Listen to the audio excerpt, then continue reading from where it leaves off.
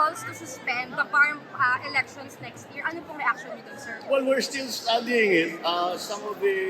Some of the local officials are saying because of the Supreme Court decision of separating Sulu from BARM, maraming implications in terms of the changes that have to be made. Kung kaya natin, baka hindi natin kaya gawin by May of next year. Marami doon, meron piling distrito na nasa BARM, dati sa Sulu, ngayon wala silang congressman, wala silang probinsya.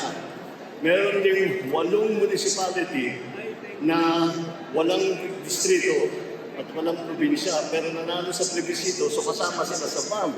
So gagawa ngayon tayo ng isang bagong probinsya, number 2. Pangatlo, papalit ngayon dahil nga sa pag-alis ng Sulu, kailangan palitan ng mga batas ng BARM.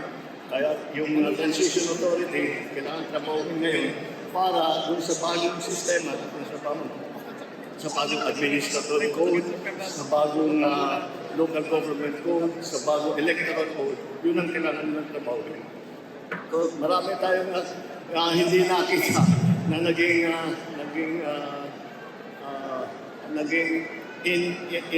unintended consequence ng desisyon ng Supreme Court. Kaya hanggat maaari, gagawin namin, isasabay natin. Pero kung hindi kaya, mas mabuti nang maging tama kaysa sa ibang natin tapos magkabululan.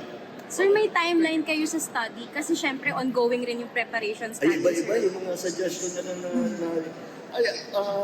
nag-file na kasi yung mga iba para sa farm election. Para patuloy din yung mga pagtanda sa election. Tuloy-tuloy ang Kailangan press. lang natin tapusin yung sa mga consequences na ng Supreme Court.